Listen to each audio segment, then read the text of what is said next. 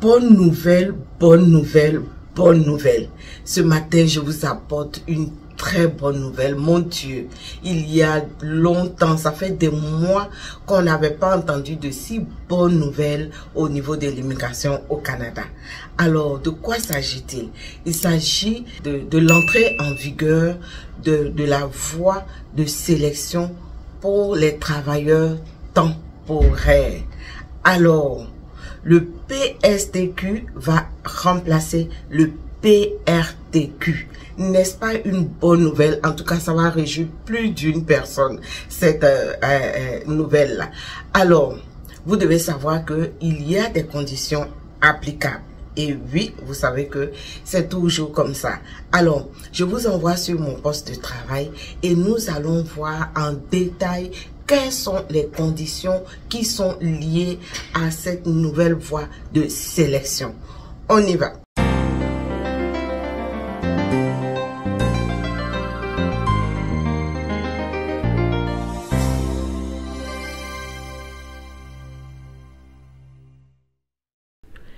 Alors, bienvenue sur la KB Conseil TV, la chaîne de votre maman KB adorée. Cette chaîne vous est dédiée pour aider à réussir votre processus d'immigration avec mes bons conseils et les bonnes nouvelles que je partage.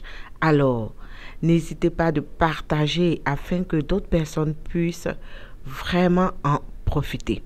Alors, comme je l'annonçais tantôt, vous voyez, là, je suis sur le site officiel du gouvernement. Et depuis le 29 novembre 2024, le programme de sélection des travailleurs qualifiés, qui est le PSTQ, remplace le programme régulier des travailleurs qualifiés PRTQ. Alors, comme je le disais, c'est une très bonne nouvelle. Toutefois, les invitations à présenter une demande de sélection permanente dans ce programme sont suspendues. Donc, c'est pas parce que la décision vient de tomber que automatiquement, voilà, vous pourrez donc y accéder. Alors, cette mesure de suspension des invitations sera en vigueur jusqu'au 30 juin 2025 au plus grand tard, soit jusqu'au moment où les orientations de la prochaine planification pluriannuelle de l'immigration seront connues. Cependant, il y a des conditions applicables. Voilà, vous savez que en toute chose, il y a des conditions. Alors, je vais vous donner les conditions tout à l'heure et pour tous ceux qui vont respecter les conditions, voilà, lorsque le programme sera ouvert, vous pourrez donc, voilà, appliquer. Il y a des gens qui avaient déjà fait leur déclaration d'intérêt. Alors, sachez que voilà, vous serez aussi sélectionné selon les critères donc du PSTQ. Alors, on n'oublie pas, voilà, que il faut d'abord connaître son code CNP. Vous savez, je vous ai plusieurs fois parlé du code CNP. Pour ceux qui me suivent il y a vraiment longtemps, je fais une vidéo, voilà, comment trouver son code CNP. Et dans ce programme, vous allez voir que ça va vraiment vous aider. Alors, je fais des vidéos sur comment trouver le code CNP. Si vous voulez, je pourrais vous mettre en fin de vidéo et vous pourrez donc aller les visionner. Ça peut vous aider. Sinon, nous sommes là, moi, KB et son équipe, nous sommes disponibles pour vous aider. Alors, le PSTQ comporte 4 volets que vous devez savoir. Voilà, ce sont ces 4 volets-là qui vont faire donc, qui vont vous permettre de savoir à quel niveau est-ce que vous vous situez et quelles sont les conditions qui vous sont appliquées. Alors, nous avons le volet 1. Voilà, nous allons donner tous les détails. Je fais des résumés pour vous. Nous avons le volet 1 qui est le volet haute qualification et compétences spécialisées. Alors, ce que vous devez savoir, c'est que pour être qualifié, vous devez respecter des conditions.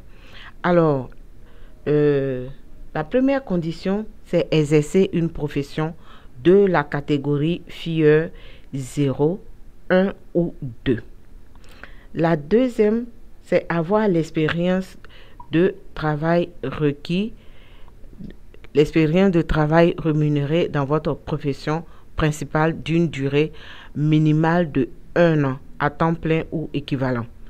Il faut avoir la scolarité exigée, c'est-à-dire avoir un diplôme spécialisé menant au marché du travail, sanctionnant un programme d'études correspondant à l'un des diplômes suivants. 2P ou attestation de spécialisation professionnelle, donc qui est l'ASP, de niveau secondaire, l'attestation d'études collégiales qui est l'AEC ou diplôme d'études collégiales qui est le DEC technique au niveau collégial.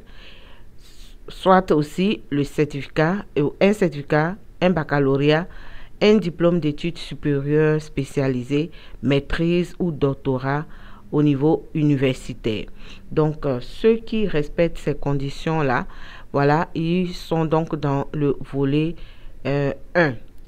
Si vous avez obtenu aussi vos diplômes à partir du Québec, ça veut dire que vous êtes arrivé ici, vous avez fait, vous avez suivi une formation.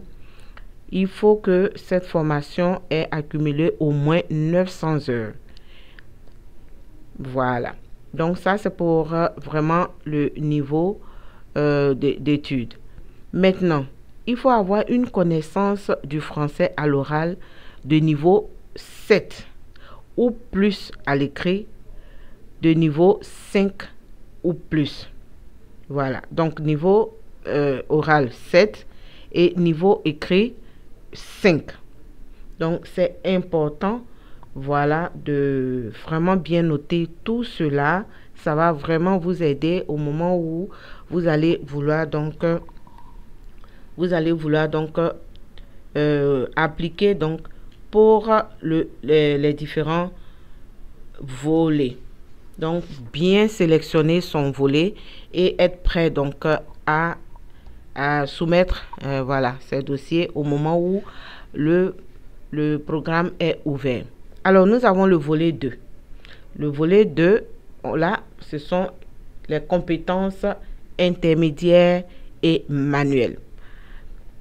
Alors, les conditions qui sont applicables à ce volet, il faut exercer une profession de catégorie FIE 3, 4 ou 5. Avoir l'expérience de travail requis, c'est-à-dire vous devez avoir une expérience de travail rémunérée dans votre profession principale d'une durée minimale de 2 ans, dont au moins 1 an au Québec. Donc, bien comprendre tout ça, c'est important. J'espère que je ne vais pas trop vite pour que vous puissiez prendre note ou comprendre vraiment de quoi est-ce qu'il s'agit. Alors, il faut avoir la scolarité exigée, c'est-à-dire un diplôme d'études secondaires, un diplôme d'études professionnelles ou une attestation de spécialisation d'au moins 1 an, c'est-à-dire au moins 1 an de formation. Si vous avez fait votre formation au Québec, il faut une formation d'au moins qui accumule au moins 600 heures s'il est de niveau secondaire ou 900 heures s'il est de niveau collégial. Il faut aussi avoir une connaissance du français, c'est-à-dire le niveau 5 ou plus à l'oral. Dans ce volet, votre conjoint est obligé donc de participer, de faire aussi le test de français et on lui demande juste à l'oral le niveau 4 ou plus. Alors, on en vient au volet 3. Là, maintenant, on parle des professions réglementées. Alors, je sais que jusqu'à date, il y a beaucoup de personnes qui ne savent pas encore c'est quoi une profession ou un métier réglementé. Là aussi, je fais une vidéo là-dessus, voilà, sur les métiers réglementés au Canada et particulièrement au Québec, puisque là, nous parlons d'un programme de Québec, voilà. Vous pourrez donc aller visionner cette vidéo sur les professions réglementées au Canada. C'est très important parce que dans cette vidéo, je donne la liste, voilà, la liste des professions réglementées.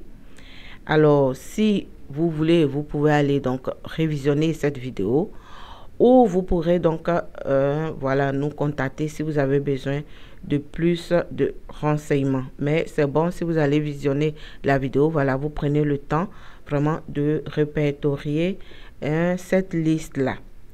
Alors, pour respecter les conditions donc du volet 3, vous devez avoir une profession répertoriée dans la liste des professions réglementées. Comme je l'ai dit, il y a une liste. Voilà, il faut la connaître et il faut savoir si votre métier fait partie d'un métier réglementé au Canada. Comme par exemple, médecin, c'est un métier réglementé au Canada. Voilà, donc pour ceux qui sont médecins, je vous ai déjà aidé. Sinon, on a plusieurs d'autres métiers, vous pouvez aller vérifier. Voilà, donc c'est important de repartir sur les anciennes vidéos parce que si on veut donner la liste ici, je pense que on pourrait faire au moins subdiviser cette vidéo en 3 parties parce que je l'ai fait même cette vidéo en deux vidéos. Voilà. Alors, donc pour les professions réglementées pour le volet 3, il faut donc avoir être répertorié dans la liste des professions réglementées. Il faut détenir une évaluation de l'autorité de réglementation. Ça veut dire quoi? Ça veut dire que tous ceux qui ont un métier réglementé doivent aussi faire l'évaluation de leur diplôme. Et quand on parle d'autorité de réglementation, j'ai pris l'exemple tout à l'heure d'un médecin. Voilà, vous allez donc envoyer tous vos diplômes relevés et tout ça au ministère donc de la santé ici, et ils vont évaluer à quoi correspond votre niveau au Québec. Donc, j'espère que je l'explique simplement pour que vous puissiez bien comprendre. Alors, il faut avoir dans ce volet une connaissance du français. C'est-à-dire, ici, l'exigence du français dépend de la catégorie FIE de votre profession. Si elle est de la catégorie FIE 0, 1 ou 2, vous devez avoir une connaissance du français à l'oral de niveau 7 ou à l'écrit de niveau 5 ou plus. Très important. Si votre profession est de catégorie FIE 3, 4 ou 5, vous devez avoir une connaissance du français à l'oral du niveau 5 et plus. Et là encore, votre conjoint doit participer et avoir au minimum le niveau 4 ou plus. Donc, j'espère que c'est vraiment clair pour les uns et les autres, tous ceux qui sont concernés donc par le PSTQ. Je pense que c'est un bon moment pour vous de visionner cette vidéo et de pouvoir vous en sortir. Alors, on en vient au volet 4. Le volet 4, c'est le volet des talents d'exception.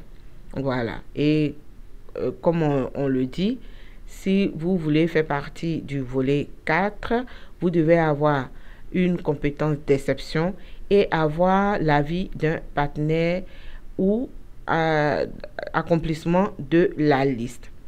Alors, c'est ce que je voulais partager avec vous. Voilà. Je vais vous mettre le lien donc de ce communiqué et vous pourrez donc révisionner tout ça.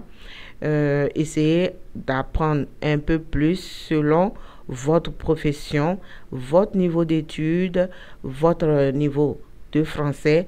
Vous saurez dans quelle catégorie est-ce que vous vous trouvez.